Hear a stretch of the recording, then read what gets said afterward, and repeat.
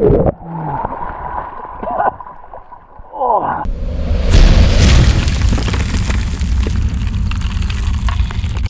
YouTube, welcome to my channel. My name is Rafael and today I'm going to talk about how wakeboarding makes me a better dentist and probably a better person. Now, you might think, what do wakeboarding and dentistry have in common? Nothing. But in this video I will try to show you how wakeboarding does help me to become a better dentist. And this video is going to be divided in 4 parts, and those 4 parts will be the 4 things that I think are very important to become that better person, to become that better dentist. So let's go, shall we? So the first thing that is important is you have to be able to clear your mind. And this may sound like some spiritual guru type of stuff, but it isn't. So bear with me. Now, this is actually the perfect timing for me to make this video, because at the moment I'm totally swamped in work. I am an office owner, so it comes with a lot of extra work and a lot of extra responsibilities. So I have to, at the moment, write a lot of reports. I have to answer a shitload of emails. My accountant is breathing in my neck. We have the day-to-day stuff that I have to watch over. The staff needs to be controlled from time to time. I mean, there's a lot of things that go wrong, and at this point I'm really swamped, so maybe I shouldn't be filming YouTube videos, but anyways, I'm doing it, and it's probably 1 AM or something. But yeah, you know, sleep is overrated. So the first thing is clear your mind. And why is that important? Because when you're swamped at the moment, just like me, it's easy to be scared. It's easy to become frustrated or overwhelmed with all the stuff you need to do. And yeah, it can be very frustrating. And if you don't watch out, it's a highway to a burnout. Now, I wasn't born this way. I wasn't born ready like Ron Swanson or something. I had to learn it. And it took me over 35 years to kind of figure it out, how I should deal with all these things. And I failed many times. I've been there. If maybe you're a young dentist and you feel stuck at the moment, I know, I understand that. I've been there too. There were times 10 years ago or 15 years ago where I also had a lot of work to do, and well, I didn't know what to do. And the first reflex that a lot of people have in those situations is they go home, they are frustrated, maybe they get in a fight with their partner or something, or maybe you just crawl on the couch, binge on some junk food, and watch some stupid soap opera and try to numb yourself down, and hopefully in the morning your problems are gone. But they aren't. They're still there. And do these things make you feel better? They don't. It doesn't help. So what does help is, in these situations, that you have to be able to clear your mind. Now, my advice would be, find an activity, a hobby, a sport, whatever that enables you to clear your mind. And for me, that's wakeboarding. I tried several other things. I tried meditation, but I realized after 2 minutes, breathing in, breathing out, nope, that's not for me. Running, I see a lot of people running, and for them it works. For me, yeah, it's boring. While I was running, I could still think about a lot of things. I could still ponder on stuff that I needed to do, so it didn't really clear my mind. Maybe you want to go to the gym, but again, been there, done that. Bought a gym membership for 500 euros, went 2 times in the whole year, so a waste of money. So by a twist of fate, I ended up wakeboarding. How does wakeboarding help me? Well, after a long day, after a frustrating day, maybe my treatments didn't go well, maybe I had to deal with some obnoxious patients or something, and you know, at the end of the day I feel like crap. Well, I take my car, I drive to the cable park, and I'm outside in nature. I'm on the water. And at that moment, when I'm on the water, I can only focus on one thing. The obstacle which I'm going to take, And basically in my mind it says, don't fall, don't fall, don't fall. Because the moment when I start thinking about other stuff when wakeboarding, I will not make it. I will not be able to jump over the kicker. I will not be able to do a slide over the box. I will fall, and when I fall with wakeboarding, it hurts, and I'm not a masochist, so I prefer not to get hurt. So for me, wakeboarding is the perfect way to clear my mind because it forces me to focus on one thing and one thing only. And after a wakeboarding session of about 1 hour and a half, the mind is empty, I'm relaxed, I had a workout, and I'm ready to tackle my problems. Which brings me to the second part of the video. So welcome to the second part. If you're still watching, thank you. I really appreciate it. And let's say you now clear your mind and you've been able to do that. Then the next step is you have to prioritize your problems. And there are hundreds of videos on YouTube you can watch on how to prioritize. You can read books about it. It's everywhere. And it always comes down to the same thing. Categorize the problems. You have the important stuff, which is very urgent. You have the important stuff, which is not so urgent. You have the not important stuff, which is urgent, which doesn't exist. And you have the not so important stuff, which is not urgent, and it's simple. Ignore those things. They're not important, they're not urgent, so don't worry about it. Now, you have the important stuff, which is urgent, and those are the things you really have to tackle first. You can do it in the morning, or if you're like me and you're a night owl, you can do it at night or in the evening, whatever fits you, whatever is the best for you, just do it. And once you start doing that, once you start tackling those problems, you get in some kind of flow. It's that simple. You get in a flow, and once I'm in my flow, I will not only do the important and urgent stuff, but I also do the important and less urgent stuff. When I answer those emails that really need a reply, and when I'm finished with the reports, then I go to the next problem, and that might be the accountant problem. So I will do that. Doesn't matter, but in the end, I will tackle all the important stuff. And once you've done that, so you have a clear mind, you've prioritized your problems, and you have solved the problems, then you come to the next stage and you come into some kind of a routine. A routine is not something bad for a short period, but after a while, if you got stuck in a certain routine, you become unhappy again. Why is that? It's simple. I don't think that human beings are meant to be stuck in a routine. I think every person wants to improve themselves. I truly believe that, because if you can't improve yourself, what's the point? You will not feel satisfied, and if you're not satisfied, you're not happy. And some people will tell me, Raphael, that's not true. I really like routine. I really like to have to do exactly the same for every day. But it's like the song from 9 Inch Nails. Every day is exactly the same. There's this one line in the song which is actually very sad. And it says, I believe I can see the future because I repeat the same routine. And when you think about it, it's sad. It's depressing. So you might disagree. That's cool. Doesn't matter. But I don't buy that. Because if everybody who is stuck in a routine is happy, then why do people complain all the time? It's that simple. A lot of the time people are complaining like, I don't like my job. Someday I will quit my job and follow my passion.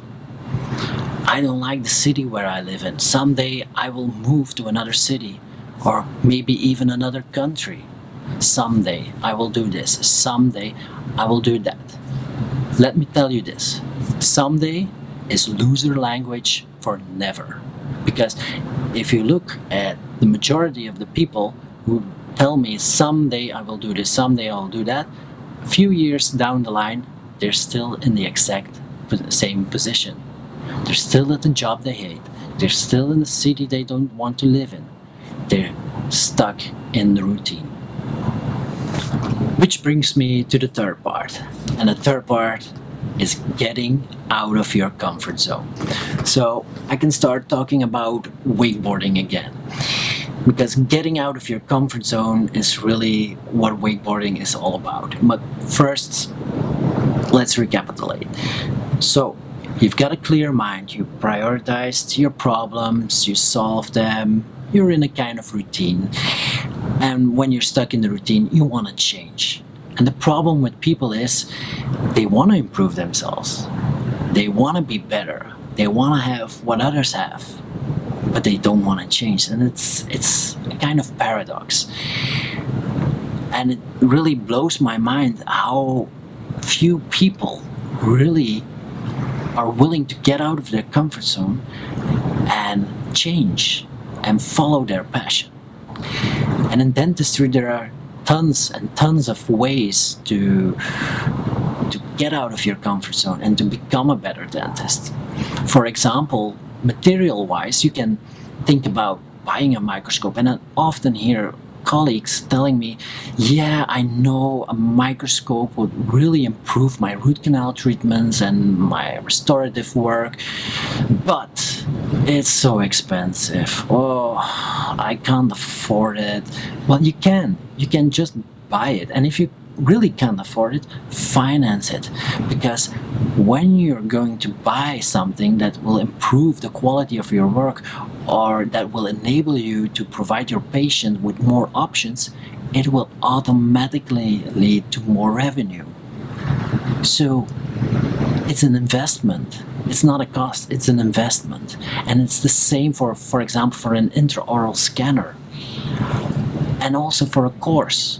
I mean, a lot of the time I hear colleagues complaining like, well, I really want to follow that course. I really think it's going to make me a better dentist, but it's so expensive. It costs 5,000 euros. But what they don't realize is the 5,000 euros is an investment.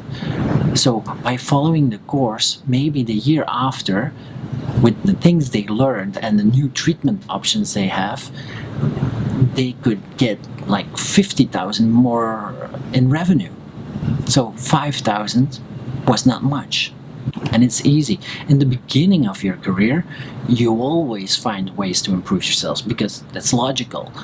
When you graduate as a dentist, you just have a paper which says you're allowed to practice dentistry, but let's be honest, you can't do much.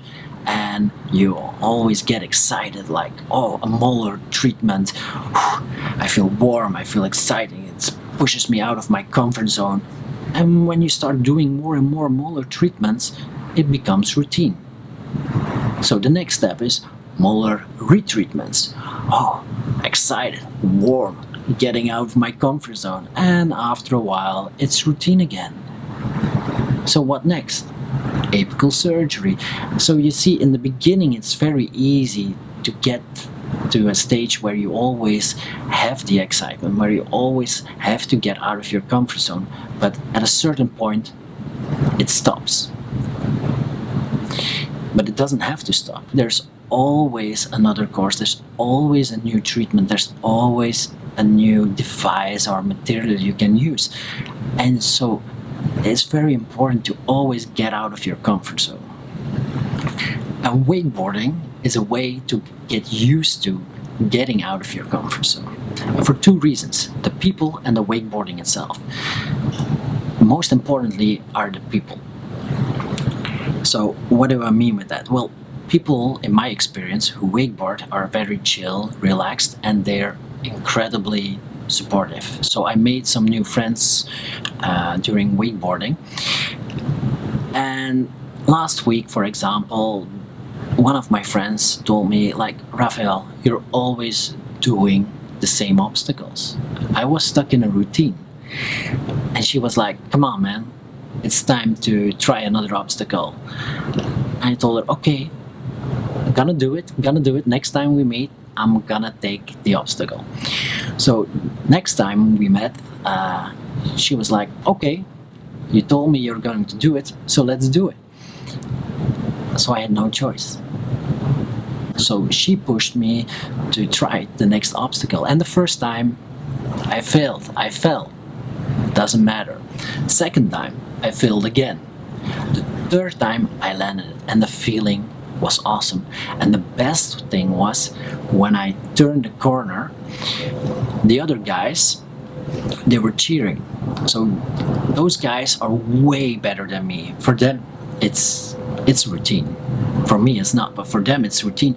But it doesn't matter. They were still supportive. They were still cheering, and that's what I really like about the people in wakeboarding. It doesn't matter if you're a beginner, an intermediate, or an advanced rider. People are always supportive. And then you have the wakeboarding itself.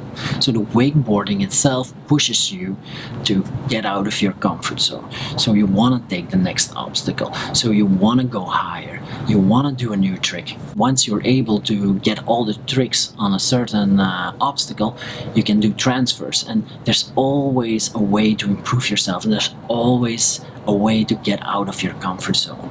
And wakeboarding teaches me to get out of my comfort zone, and I can apply that into dentistry.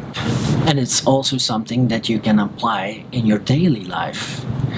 For example, let's say you're at a bar and you see a guy or a girl that looks attractive and you want to go up to him or her. Most of the time, especially guys, they're like this. Well, I'm gonna finish my beer and I'm gonna go over to that girl. Just watch me. So they finish their beer and they don't go. Yeah, I'm gonna take another one and then I'm going over to her. So they finish their second beer. They don't go. Yeah, I'm gonna take the third one, and by the time they're ready, or they think they're ready because they're drunk, by the time they're ready, the girl already left with another guy. So they lost their chance. So it's the same. Get out of your comfort zone. If you like somebody, approach him or her. Or in this digital age, shoot a text. Just do it. There's nothing wrong with it. What do you have to lose? Worst thing that can happen is you get rejected. So what? Your life will be exactly the same as before the rejection. It's just one person who told you, I'm not interested. Doesn't matter, the sun still goes up, your house will be there, your job will be there, you're still breathing, you'll still be able to eat. Doesn't matter. Or maybe you went on a date and it was okay, but you're not sure. So, should you give him or her another chance? Well, what do you have to lose? A few hours. A few hours on a whole lifetime. So, you could choose to spend a few hours and then make a decision, or maybe go on a third and a fourth and a fifth date. It doesn't matter, it's still nothing compared to your whole lifespan, and maybe you miss out on the love of your life. Or you could say, no, I'm not sure with it, I just want to go back into my comfortable life, and well, maybe you miss out. So you can apply this to your job, your family, your personal life. It doesn't matter, it's always the same. Getting out of your comfort zone is the only way forward. It's the only way you will be able to change. And a lot of the time, it will result in an awesome feeling. It will result in satisfaction. And once you get that feeling, you will immediately become happy. But sometimes it doesn't work out the way you plan, and you fail. Which brings me to the fourth part of the video. Welcome to the fourth and final part of the video, and this part is about failure. So wakeboarding really teaches me how to fail and how to deal with it. There hasn't been any trick that went well for the first time, or I never took an obstacle and landed it for the first time. It doesn't happen. Most of the time I fall a lot, and for example last year I tried to do a 360 on the kicker and I still can't do it, and I think I fell like 60 or 70 times. Really hurt myself, but I kept on trying, and by the end of this season I will probably try again. And I also told you in the previous part that last week I took a new obstacle, and of course I fell the first time, and I fell the second time, and the third time I finally landed it. So wakeboarding really teaches me how to fail. And it's the same in dentistry. I mean, when I do a new treatment, or when I was not used to do certain other treatments, often the treatment didn't go well. And yeah, I guess you can say it failed. But the most important thing is you've got to learn something from that failure. And if you learn something from a failure, then a failure is never a true failure. Actually, if you learn something from it, every failure becomes a win, because you get something out of it.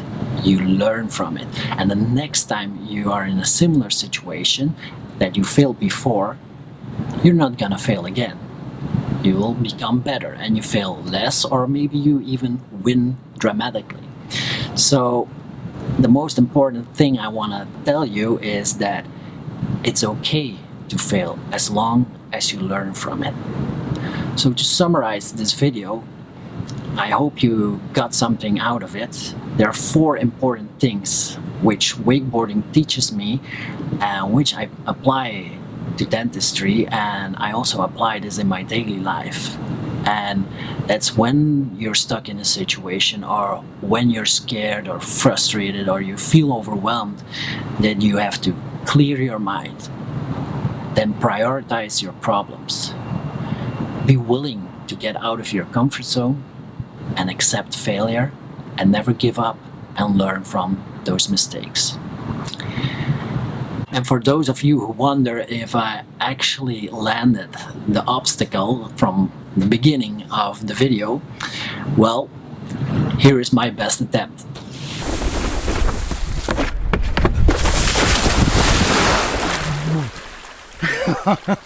Okay, sometimes you just gotta do something way out of your comfort zone. For me, was this obstacle. I did it, failed, but I did it. I guess I'm still at the stage of failing at the moment, but be sure in a few weeks I will land it. I hope you enjoyed the video. Give me a like if you thought it was good, and if you wanna see more content, subscribe, and I will see you in the next video.